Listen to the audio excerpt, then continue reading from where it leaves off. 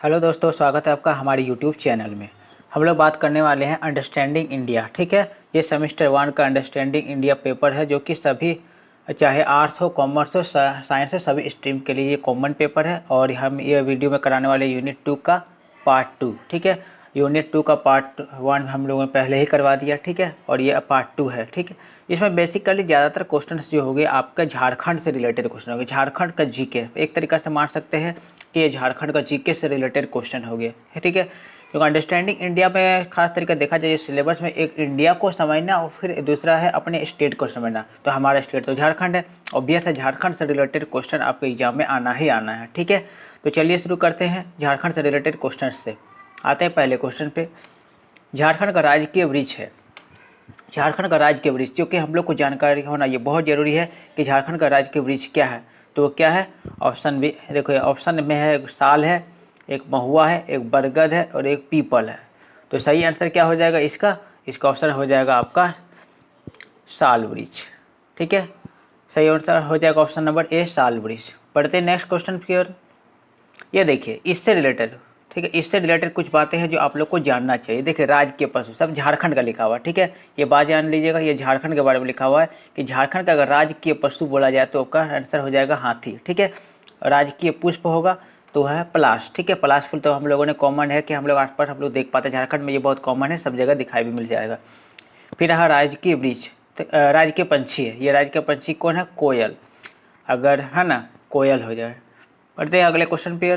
दूसरा क्वेश्चन देखते हैं, काफ़ी इंपॉर्टेंट क्वेश्चन है। देखिए, जादव पटिया चित्रकार किस जनजाति में विशेष लोकप्रिय है? ये जादव पटिया जो चित्रकारी होता है वो कौन सी जनजाति में आपको आसानी से देखने को मिल जाते हैं? यानी कि सबसे फेमस जनजाति जो सबसे ज़्यादा अगर झारखंड में है तो है संथाल, और इसी में ये चित्रकारी देखने को मिलता है। ठीक है, चलिए बढ़ते हैं अगले क्वेश्चन की ओर। तीसरा देखते हैं, स्त्री पुरुष संबंध से संबंधित चित्रकारी है। ऐसा पेंटिंग बनाया जाता है, ऐसा चित्रकारी बनाया जाता है जो स्त्री पुरुष के रिलेशन को दर्शाता है। तो वो कौन सा होता है? तो जादव पटिया में होता है। ठीक है, जादव पटिया में। चलिए बढ़ते हैं अगले क्वेश्चन की ओर। ये रहा चौथा क्वेश्चन। ये चौथा नंबर क्वेश्चन है कि पशु पर्व से संबंधित रखने वाला चित्रकारी है। पशु पर्व से, पशु से रिलेटेड जो चित्रकारी होता है वो किस में देखने को मिलता है? वो सोहराय में देखने को मिलता है, ऑप्शन नंबर सी में। ठीक है, आगे बढ़ते हैं। ये पांचवा क्वेश्चन, ये पांचवा क्वेश्चन है, ऑप्शन क्वेश्चन जिसमें डिलीट हो गया है। चलिए नेक्स्ट क्वेश्चन पे आते हैं, छठा क्वेश्चन देख लेते हैं। देखिए, नवान्न, नवान्न अर्थात नया अन्न खाने के उपलक्ष्य में गाए जाने वाले गीत है कि बोले। तो हम लोग देख रहे थे इस क्वेश्चन में क्या कह रहा था क्वेश्चन कि नवान्ना अर्थात नया अन्न खाने के उपलक्ष्य में गाए जाने वाला गीत क्या होता है?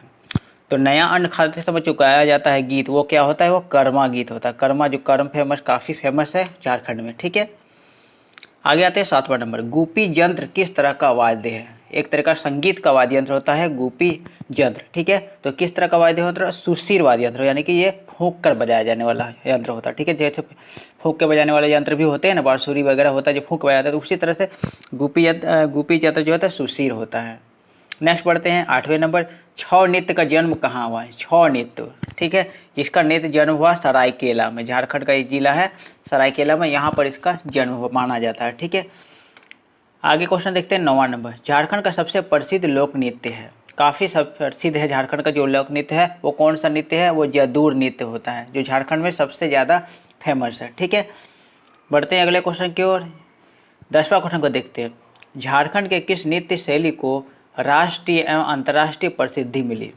देखिए, ये झारखंड का ऐसा नृत्य जो ना सिर्फ झारखंड में फेमस रहा, पूरे देश विदेश में भी फेमस रहा। ठीक है, तो विदेशों में भी इसका जो नाम रहा है वो कौन सा नृत्य है? तो वह है कायका नृत्य, ऑप्शन नंबर सी, कायका नृत्य। और इसका क्वेश्चन का हो गया सही आंसर।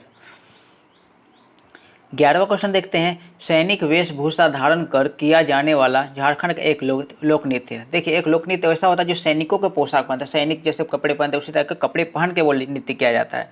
तो वो कौन सा नृत्य होता है? तो वो देखिए, जप्पी नृत्य, पायका नृत्य, जदूर नृत्य, जतरा नृत्य। तो इसका सही आंसर क्या हो जाएगा? ऑप्शन नंबर बी, पायका नृत्य। ठीक है, अगला बढ़ते हैं 12वें नंबर में। तुइला किस प्रकार का वाद्य है? ठीक है, तुइला ये किस तरह का वाद्य है? ये ज़्यादा जितना भी वाद्य हम बात कर रहे हैं ये सब झारखंड में ज़्यादातर फेमस है। ठीक है, तो झारखंडी वर्ड है ये सब। तो तुइला जो वाद्य यंत्र होता है वह तंत्री वाद्य यंत्र होता है। ऑप्शन नंबर जो सी है इस क्वेश्चन का सही आंसर है। नेक्स्ट पढ़ते हैं 13वें नंबर में, भाई बहन के पवित्र प्रेम से संबंधित लोक नाट्य है। एक नाटक जो होता है जो भाई बहन के प्रेम को दर्शाता है, तो वो कौन सा होता है?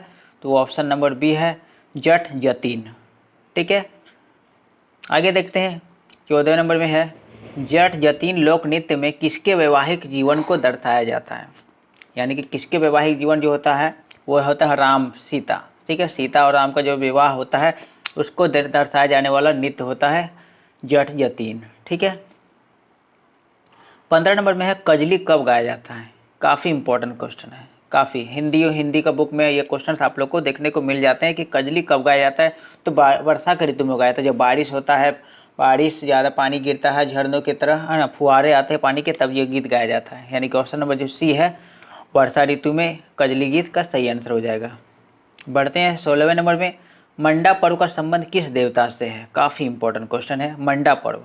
देखिए, मंडा पर्व जो होता है किस देवता से संबंधित है? तो कौन सा देवता होता है? तो महादेव, जो शिव जो होते हैं उसी को तो महादेव कहा जाता है, तो इसी से रिलेटेड होता है। ठीक है, चलिए 17वें नंबर देखते हैं कि पशुओं के सम्मान में मनाया जाने वाला त्यौहार है। कुछ त्यौहार ऐसे भी है, झारखंड क्योंकि सांस्कृतिक देश है, पेड़ पौधे से जुड़े हुए बहुत सारे त्यौहार यहाँ देखने को मिलेंगे, जानवरों से जुड़े हुए बहुत सारे त्यौहार देखने को यहाँ पे झारखंड में मिले जाएंगे। तो ये पशुओं से सम्मान में मनाया जाने वाला त्यौहार कौन सा है? तो वो कौन सा, देखिए, कर्मा, सरहुल, नवाखानी, सोहराय। तो इस क्वेश्चन का आपका सही आंसर हो जाएगा ऑप्शन नंबर बी, सरहुल। ठीक है, नेक्स्ट आते हैं 18वें नंबर में, 12 वर्ष में एक बार मनाया जाने वाला त्यौहार है। देखिए, कौन सा जो त्यौहार होता है जो पूरे 12 साल बाद एक बार मनाया जाता है। ठीक है, हर साल बार हर साल नहीं मनाया जाता, 12 साल बाद। तो कौन सा है? तो देसा उल्ली। ये इस क्वेश्चन का हो गया सही आंसर। पढ़ते हैं अगले सवाल को। ये रहा आपका, लोहड़ी पर्व किसके द्वारा मनाया जाता है? लोहड़ी, लोहड़ी हिंदू के द्वारा मनाया जाने वाला त्यौहार है, काफ़ी फेमस त्यौहार है लोहड़ी। ठीक है, नेक्स्ट पढ़ते हैं, ये 20वां नंबर है, सोहराय त्यौहार दीपावली के दूसरे दिन झारखंड में किसके महिमा में मनाए जाते हैं? देखिए, सोहराय त्यौहार का बात कर रहा है, तो किसकी महिमा में मनाया जाता है? तो जानवर धन। ठीक है, जो सोहराय त्यौहार होता है वो जानवरों को सम्मान में मनाया जाता है। ठीक है, देखिए यहाँ तो हम लोगों ने एक क्वेश्चन अभी किया, चलिए देख लेते हैं। ये क्वेश्चन पशुओं के सम्मान में, देखिए दोस्तों, मैंने ये क्वेश्चन मैंने ये सरहुल बताया था, जो कि सरहुल नहीं है। ये का तो सही आंसर है ऑप्शन नंबर डी है, सोहराय त्यौहार। ठीक है, इसको सही कर लीजिएगा आप लोग। चलिए बढ़ते हैं, 18 19 तो हो गया है, 20 में हम लोगों ने कर लिया। अब 21वां क्वेश्चन देखते हैं। देखिए, प्रति पर्व 25 प्रति वर्ष लिखा हुआ है, ये गलत। प्रति वर्ष 25 दिसंबर को ईसाइयों का कौन सा त्यौहार मनाया जाता है? आप लोग जरूर जानते हो कि 25 दिसंबर को कौन सा त्यौहार मनाया जाता है? तो वो मनाया जाता है क्रिसमस त्यौहार। ठीक है, जो ईसाइयों का प्रमुख त्यौहार है। ठीक है, ईसाइयों का, जी इसी दिन तो ईसा मसीह का जन्म को माना जाता है। ठीक है, 22वां नंबर देखते हैं कि किस मेले का एक विशिष्ट कार्यक्रम है आग पर नंगे पांव चलना? देखिए, कौन सा मेला होता है जिसमें जो लोग जो होते हैं आग पर नंगे पांव चला जाता है? ठीक, तो कौन सा त्यौहार होता है, वो कौन सा मेला में होता है? तो नवमी डोल मेला। ये ऑप्शन नंबर जो ए है ये इस क्वेश्चन का सही आंसर है। इसको आप लोग मोस्ट इंपॉर्टेंट के श्रेणी में रख लीजिएगा। ठीक है, आगे देखते हैं 23वां नंबर में, रथ यात्रा से संबंधित मंदिर है। जानते हो रथ यात्रा से संबंधित मंदिर कौन है? देखिए, ऑप्शन है जगन्नाथ मंदिर, वैद्यनाथ मंदिर, छिन्नमस्तिका मंदिर, उग्रतारा। तो ये जगन्नाथ मंदिर जो है ये इस क्वेश्चन का सही आंसर है। बढ़ते हैं अगले क्वेश्चन की। 24वां, रथ यात्रा मेला का आयोजन किस महीने में होता है? तो ये कौन सा महीना में होता है? तो जेठ का महीना में होता है। इस क्वेश्चन का आंसर है ऑप्शन नंबर डी, जेठ महीना। 25वां क्वेश्चन देखते हैं, सावनी मेला के लिए जहरखंड का कौन सा स्थान प्रसिद्ध है? देखिए, सावनी मेला, सावन का जो मेला होता है तो कौन सा मेला होता है? तो ऑप्शन नंबर बी है, छिन्नमस्तिका मंदिर। छिन्नमस्तिका मंदिर सावन मेला के रूप में फेमस है। ठीक है, आते हैं 26वें नंबर क्वेश्चन पे। संथाल परगना में लगने वाला दुमका का हिजड़ा में मेला किस नदी के तट पर आयोजित किया जाता है? ठीक है, दुमका का एक जगह है हिजड़ा, वहाँ पर किस नदी के तट पर एक मेला का आयोजन होता है? तो वो ऑप्शन नंबर डी है, मयूराक्षी नदी के किनारे। ठीक है, इसी नदी के किनारे एक मेला लगता है। आगे देखते हैं 27वां नंबर, खोंगसो जनजातियों के खोंगसो जनजातियों के शरीर के किस अंग से संबंधित आभूषण है? एक आभूषण होता है, ठीक है, जो पहना जाता है। तो कहाँ पे पहना जाता है? बालों में पहना जाता है, ठीक है। जनजाति जो बालों में एक आभूषण पहनते हैं उसे खोंगसो कहते हैं। 28वां नंबर देखते हैं, माजवान है। देखिए माजवान किसको बोलते हैं? तो ऑप्शन नंबर बी है, संथालियों का सुबह का नाश्ता, जो सुबह को नाश्ता करते हैं संथाल जनजाति के लोग, उसी को माजवान कहा जाता है, ठीक है। 29वें नंबर में देख रहे हैं कि निम्नलिखित में से कौन जनजातियों का पेय पदार्थ नहीं है? जनजातियों का पेय पदार्थ कौन सा नहीं है? तो वो है हंडिया, ठीक है। हंडिया पेय पदार्थ नहीं है, बाकी ये सब पेय पदार्थ है, ठीक है। तो इस क्वेश्चन का आंसर होगा आपका ऑप्शन नंबर डी। नेक्स्ट 30वां नंबर है, ओ आ जन्मो सुनो काव्य के रचनाकार है। देखिए एक काव्य है, एक कविता है, ओ आ जन्मो सुनो। तो ये रचनाकार कौन है? इसको किसने रचना किया था इसका? तो ऑप्शन नंबर बी है, वचनदेव कुमार, ठीक है। इसके रचना करने वाले कौन है? वचनदेव कुमार। 31वां देखते हैं कि रामलीला कहानी संग्रह के लेखक कौन है? रामलीला कहानी संग्रह के लेखक कौन है? राधा कृष्ण है, ठीक है। राधा कृष्ण इस क्वेश्चन का सही आंसर है। चलिए बढ़ते हैं आगे। 32 नंबर देखते हैं, झारखंड का अमृत पुत्र मादक गमके जयपाल सिंह नाटक के नाटककार कौन है?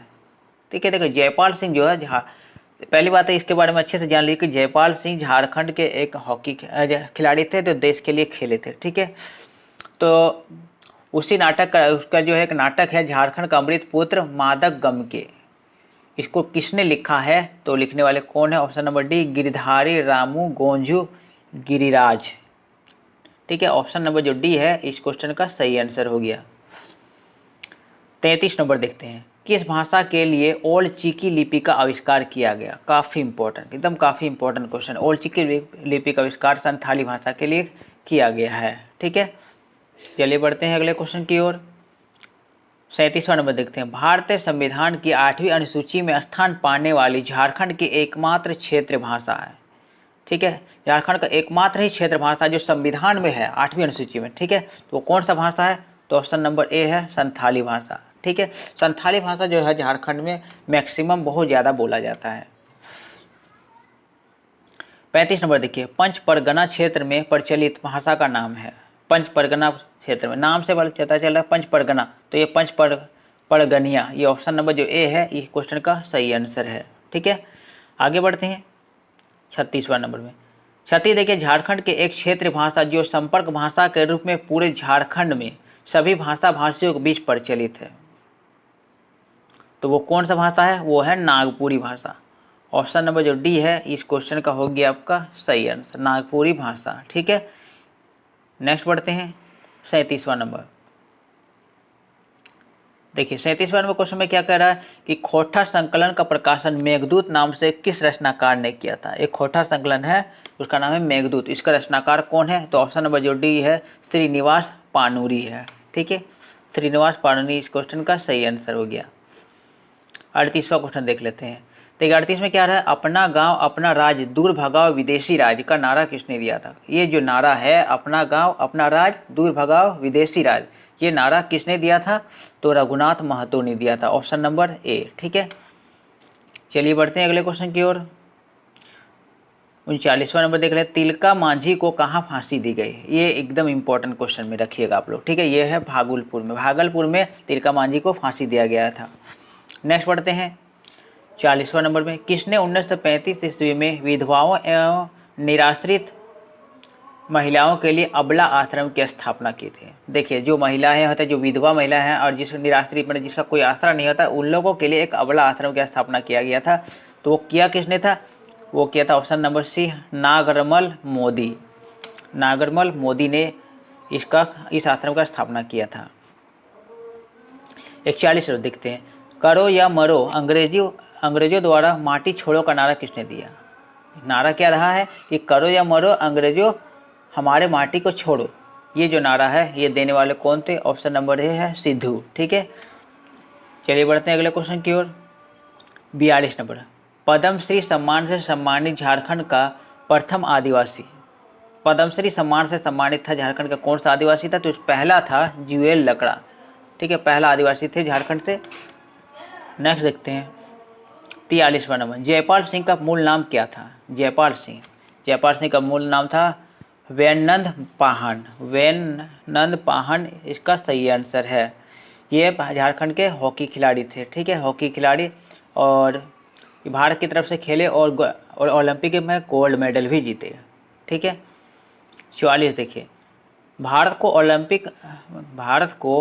ओलंपिक हॉकी में पहला स्वर्ण पदक 1928 में किसकी कप्तानी में मिली? हम अभी बात कर रहे थे कि ओलंपिक में 1928 में भारत ने स्वर्ण पदक जीता था, गोल्ड मेडल जीता था। तो उस समय हॉकी टीम के कप्तान कौन थे? तो कप्तान थे कौन थे? जयपाल मुंडा। ये हमारे झारखंड से बिलोंग करते थे, ठीक है। चलिए आगे देखते हैं। 45वां नंबर, झारखंड में प्रथम परमवीर चक्र की उपाधि से गौरवान्वित किया गया था। तो ये परमवीर चक्र का बात करें, सबसे पहले परमवीर चक्र किससे मिला था जो झारखंड से थे? तो वो थे अल्बर्ट एक्का, ठीक है। अल्बर्ट एक्का को परमवीर चक्र भारत में सबसे पहले मिला था। 46 देखिए, मारंग गोमके को किसे कहा जाता है? मारंग गोमके किसे कहा जाता है? ये नहीं है, मारंग गोमके किसे कहा जाता है? तो जयपाल सिंह को कहा जाता है, ठीक है। चलिए बढ़ते अगले क्वेश्चन की ओर। 47 देखिए, किस सूर्योदय और सूर्यास्त का सौंदर्य स्थल कहा जाता है? देखिए यहाँ पे किससे होना चाहिए, किससे सूर्योदय और सूर्यास्त का सौंदर्य स्थल कहा जाता है? तो उसे कहा जाता है नेतरहाट को। देखा, नेतरहाट ये वो जगह होता है झारखंड में जहाँ सबसे ज़्यादा बारिश होती है। उसके बाद ये क्वेश्चन भी है कि सबसे ज़्यादा बारिश वाला स्थान भी पूछेगा तो भी नेतरहाट बताएंगे, और सबसे ज़्यादा ठंडा स्थान ये भी नेतरहाट ही होता है, ठीक है। नेक्स्ट आ जाते हैं 48वां नंबर क्वेश्चन, किसे गांव में बसा गांव कहा जाता है? किसे गांव में बसा गांव कहा जाता है? तो उसे कहा है ऑप्शन नंबर डी, मेकलसीगंज। मेकलसीगंज को किसे गांव में बसा गांव कहा जाता है? ऑप्शन नंबर जो डी हो गया इस क्वेश्चन का सही आंसर, ठीक है। 49वां क्वेश्चन देख लेते हैं, किसे छोटा नागपुर की रानी कहा जाता है? किसे छोटा नागपुर की रानी किसे कहा जाता है? तो छोटा नागपुर का रानी कहा जाता है आपका, देखिए, रांची है, सारंडा है, नेतरहाट है, चतरा है। तो छोटा नागपुर का रानी कहा जाता है आपका नेतरहाट को, ठीक है। ये इस क्वेश्चन का सही आंसर हो गया। उसके बाद कुछ नोट्स देख लेते हैं जो आप लोग को जानना जरूरी है, ठीक है। झारखंड का शिमला किसे कहा जाता है? तो आपका आंसर होगा रांची, ठीक है। कोयला नगरी किसे कहता है? धनबाद को, बहुत ज़्यादा कोयला होने की वजह से धनबाद को कहा जाता है। इस्पात नगरी जमशेदपुर कहा जाता है, स्टील का फैक्ट्री है बहुत ज़्यादा वहाँ पे, इसलिए जमशेदपुर कहा जाता है। फिर शहीद निर्मल महतो पार्क है, शहीद निर्मल महतो पार्क कहाँ पर स्थित है? तो वो आपका स्थित है हजारीबाग में। तो ये हम लोगों ने कुल मिला के 50 क्वेश्चन हम लोगों ने इस सेशन में कर लिया दोस्तों। अगर आप लोग को ये सेशन पसंद आया हो तो आप लोग लाइक करिए, सब्सक्राइब करिए, ठीक है। मिलते हैं अब नेक्स्ट वीडियो में।